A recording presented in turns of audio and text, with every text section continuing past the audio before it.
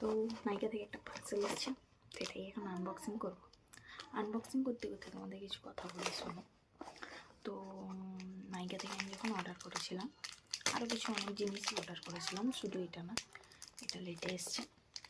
তো আমি যখন অর্ডার করেছিলাম সব জিনিস ডেলিভারি দেখাচ্ছিল টুমোরো, প্রত্যেকটা জিনিস। তো বাট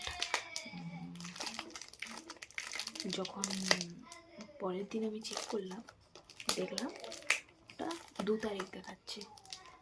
29 তারিখ অর্ডার করেছিলাম, তো 2 তারিখ ডেলিভারি দেখাচ্ছে। ঠিক আছে, কোনো ব্যাপার না।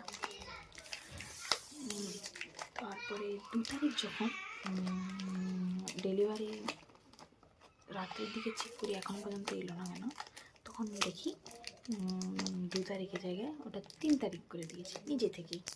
ঠিক আছে, ওটাও হলো। আর এই পার্সেলটা করে দিয়েছে 4 তারিখ। ঠিক আছে, তারপরে আমরা 3 তারিখ পার্সেল এলো, কোনো সমস্যা নেই, পার্সেল পেলাম। ওই ভিডিওটা আমি এর আগে ভিডিওতে ছেড়েছি, তো তোমরা গিয়ে চেক আউট করে নিতে পারো। এবার এই পার্সেলটা যখন দেখি 4 তারিখ ওয়েট করি, আসছে না।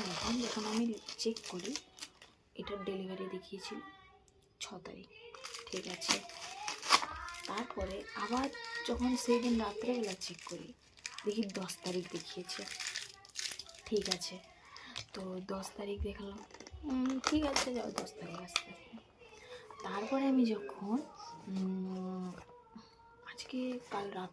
গতকাল রাত্রেবেলা 9:30টার সময় ডেলিভারি, রাত 9:30টার সময় ডেলিভারি ফোন করে বলে যে পার্সেল, নাইকা থেকে বলছি পার্সেলের জন্য, আপনার একটা পার্সেল ছিল। তো আমি যখন পার্সেল, তখন আমি লোককে জিজ্ঞাসা করি যে ডেলিভারি বয়টাকে, যে এত রাত্রে পার্সেল আমি নিতে পারবো না। তখন লোকটা বলে যে পার্সেল আমি আপনাকে বলে দিচ্ছি, কালকে দেবো, তাই আগে থেকে জানিয়ে রাখছি। ঠিক আছে, কোনো সমস্যা নেই।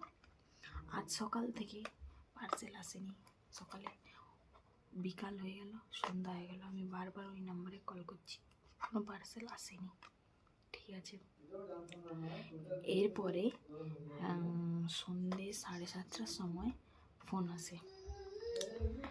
তো ফোন করে বলে যে পার্সেল এসছে, নিতে আসুন। এবার যেহেতু আমরা কোয়ার্টারে থাকি, আমাদের তো এখানে পার্সেল আসে না, আসে গেটের কাছে, তো ওখানে আনতে যেতে হয়।